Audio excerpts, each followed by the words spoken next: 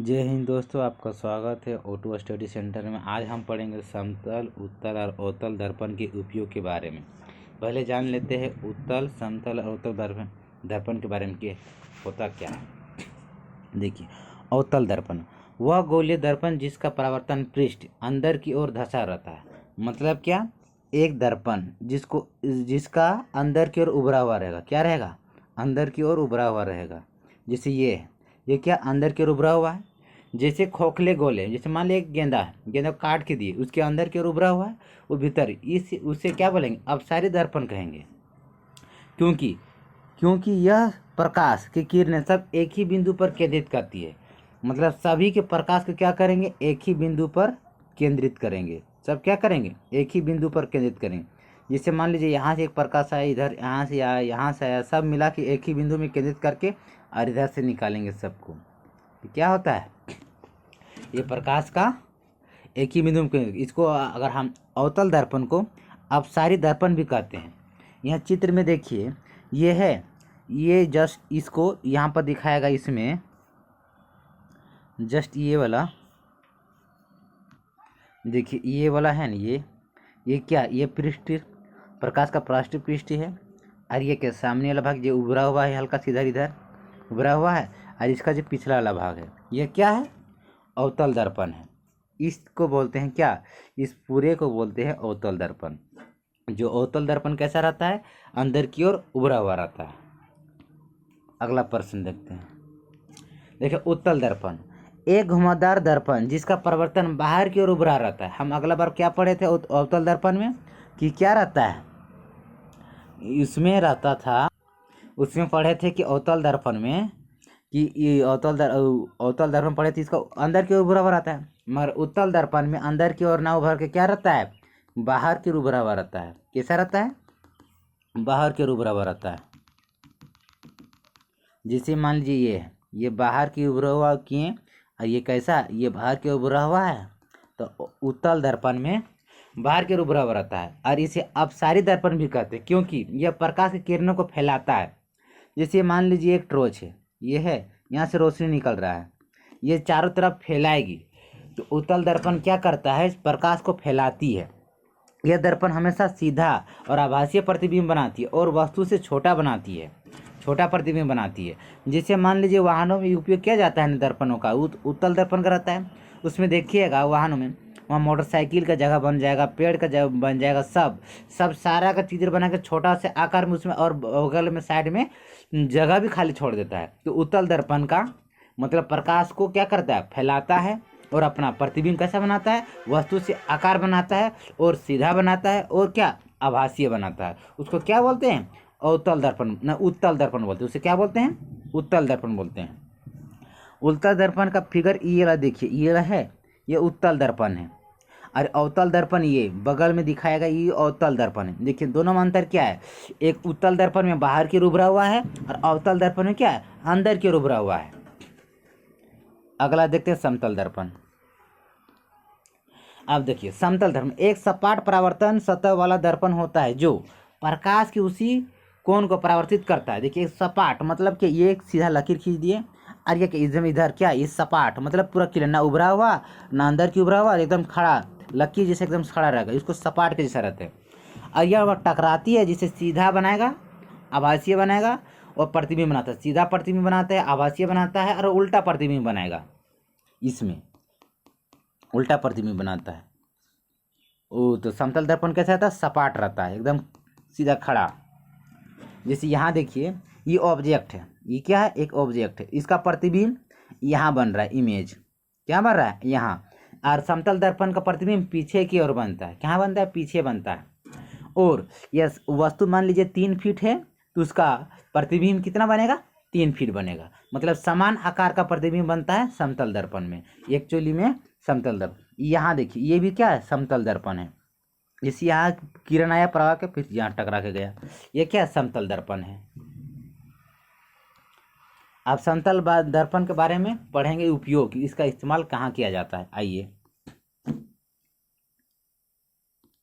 देखिए, समतल दर्पण का उपयोग हम लोग समतल दर्पण का उपयोग कहाँ करते? चेहरा देखने में। यहाँ एक थी, ये औरत को दिखाया गया है, जैसे फीमेल है, ये फीमेल, ये फीमेल को दिखाया गया है।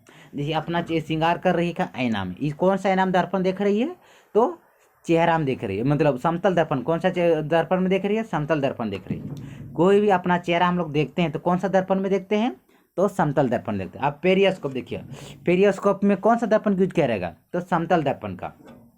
ये है पेरियोस्कोप, है क्या है, पेरियोस्कोप। ये क्या है, पेरियोस्कोप। तो पेरियोस्कोप में समतल दर्पण का उपयोग किया जाता है। यहाँ देखिए पेरियोस्कोप, जैसे यहाँ देखिए, यहाँ एक दर्पण है, इसको है जैसे बना लिए। यहाँ देखिए कोई इंसान है, मान लीजिए यहाँ से कोई देख रहा है, तो यहाँ पर एक दर्पण रखेंगे, फिर यहाँ रखेंगे, और यहाँ कोई वस्तु ऑब्जेक्ट है, जिस चीज़ फिगर में दिखाएगा। इसमें देखिए पत्ता को देख रहे हैं, यहाँ पर एक दर्पण है, इसमें साड़ा सा, यहाँ भी साइड है, जो इस प्रकार का किरण यहाँ पर छवि बना इसका, और यहाँ से टकरा के परावर्तन यहाँ से, और इसको यहाँ से देखेंगे। ये फिगर को जैसे टेढ़ा को जब रखती है होल, तो उसमें देखने के लिए इसी तरह यहाँ एक दर्पण बैठाएं, एक यहाँ दर्पण बैठाएं, और यहाँ से इस दर्पण को, इसका छवि यहाँ बना, इस दर्पण बना, फिर इसका परावर्तन होकर यहाँ बना, फिर यहाँ से ये व्यक्ति देख रहा है इस पत्ती को। तो समतल दर्पण में कहाँ का यूज किया जाता है, चेहरा देखने में, पेरियोस्कोप में किया जाता है। अब अगला देखते हैं। अब इसमें देखिए अवतल दर्पण का उपयोग सर्च लाइट में किया जाता है। तो सर्च लाइट में किया जाता है जैसे कोई भी वस्तु रहता है कि खोजने के लिए, जैसे कि सब मान लीजिए सांप है, इसको सांप मान लीजिए, इसको केंद्रित कर एक जगह फोकस करने के लिए कौन सा दर्पण यूज किया जाता है, तो अवतल दर्पण। इस जो लाइट मारेगा तो सभी को एक ही जगह ही केंद्रित करेगा, कहाँ, इस सांप पर करेगा, कि चाहे हम देखेंगे कि इधर भाग न जाए। तो अगर सर्च लाइट में कौन सा दर्पण का उपयोग किया जाता है, अवतल दर्पण का। आप गाड़ी की हेडलाइटों में देखिए, ये गाड़ी की हेडलाइटों में कौन सा दर्पण का यूज किया जाता है, तो अवतल दर्पण किया जाता है। गाड़ी का दर्पण हेडलाइटों में किया जाता है, साइड मिरर में नहीं। गाड़ी के हेडलाइटों में कौन सा दर्पण का किया जाता है, तो अवतल दर्पण का किया जाता है। और सोलर कुकर में देखिए, ये है सोलर कुकर, नहीं ये है सोलर कुकर। जिससे प्रकाश की रोशनी यहाँ से आ रही है ना, प्रकाश की रोशनी आ रही है, तो यहाँ से टकरा के सबको अपना प्रकाश एक केंद्रित करके जो उसमें कहाँ लगा रहा है, इसमें डालेगा भट्टी में, और ये भट्टी में हीट करके इस खाना को बनाएगा। तो सोलर कुकर में कौन सा दर्पण का उपयोग किया जाता है, तो अवतल दर्पण का उपयोग किया जाता है। तो जैसे एग्जाम में कोई पूछ दे, एग्जाम हॉलर पूछ दे कि सोलर कुकर का उपयोग में कौन सा दर्पण किया जाता है, तो अवतल दर्पण का किया जाता है। तो सब अपने कोई भी प्रकाश की किरण को अपने एक जगह इकट्ठा करके यहाँ पर देती है सोलर कुकर। इसके कारण से क्या भोजन पकता है। और क्या एक हो है सोलर भट्टी, यहाँ ये है सोलर भट्टी। सोलर भट्टी में प्रकाश की किरण जितना आता है सब भट्टी में क्या यहाँ ये केंद्रित करती है, और ये केंद्रित करके ये भट्टी में डालती है, जिससे क्या आटा पके, जो जिसमें पकाना है। सोलर भट्टी देखो बहुत सारा उसमें पड़ रहता है, इसमें लाइट भी एकत्रित कर किया जाता है या आटा पकाया जाता है। तो सोलर भट्टी में कौन सा दर्पण का उपयोग किया जाता है, तो अवतल दर्पण का किया जाता है। और दाढ़ी बनाने के लिए कौन सा दर्पण क्यों किया जाता है, तो अवतल दर्पण, क्योंकि वस्तु का आकार से बड़ा बनाता है ये प्रतिबिंब। जिससे ये दाढ़ी छोटा छोटा है, उसको हम बड़ा देखने के लिए कौन सा दर्पण यूज करेंगे, तो अवतल दर्पण का उपयोग करेंगे। कौन सा दर्पण का यूज करेंगे, यहाँ पर देखिए कि डॉक्टर लोग कौन सा दर्पण का यूज करते हैं अपना चेकअप थी, कौन सा दर्पण का, तो अवतल दर्पण। यहाँ देखिए ये दांत है, ये दांत को इस दर्पण में देखा जा रहा है। इस दांत को क्या आकृति क्या दर्पण में बड़ा दिखाई दे रहा है, क्योंकि दांत यहाँ देखिएगा कौन सा दांत में कीड़ा है, वो देखने के लिए कौन सा दर्पण यूज करता है, तो अवतल दर्पण का किया जाता है।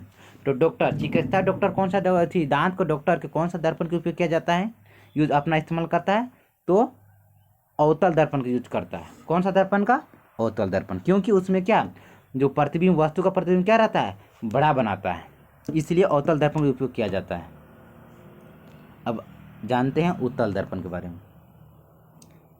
अब यहाँ देखिए उत्तल दर्पण का उपयोग गाड़ी के साइड मिरर के रूप में किया जाता है, क्योंकि उसमें प्रतिबिंब क्या बनाता है, सीधा बनाता है, और वस्तु का आकार का क्या छोटा बनाता है। तो वाहनों में कौन सा दर्पण का उपयोग किया जाता है, तो उत्तल दर्पण का उपयोग किया जाता है साइड मिरर में। जैसे एक लेंस है, जैसे एक टेबल लाइट, ये क्या टेबल लैंप है, इस टेबल लैंप में कौन सा दर्पण का उपयोग किया जाएगा, उत्तल दर्पण, क्योंकि इसका प्रकाश का क्या रहेगा, फैलाता है। ये प्रकाश को क्या करेगा, फैलाएगा, चारों तरफ फैलाती है, इसलिए उत्तल दर्पण का उपयोग टेबल लैंप पे किया जाता है। उत्तल दर्पण का उपयोग कहाँ किया जाता है, टेबल लैंप में किया जाता है। और गली मोहल्ले में गली लाइटों में कौन सा दर्पण का उपयोग किया जाता है? तो उत्तल दर्पण का उपयोग किया जाता है। कौन सा दर्पण का उपयोग किया जाता है?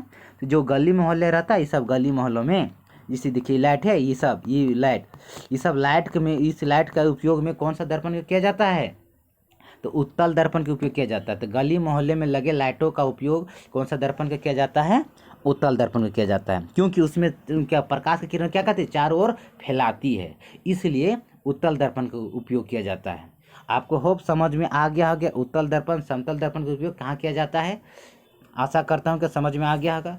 इसी तरह मेरा वीडियो को रोजाना देखने के लिए मेरे चैनल को सब्सक्राइब करें, लाइक करें और अधिक से अधिक शेयर करें। धन्यवाद।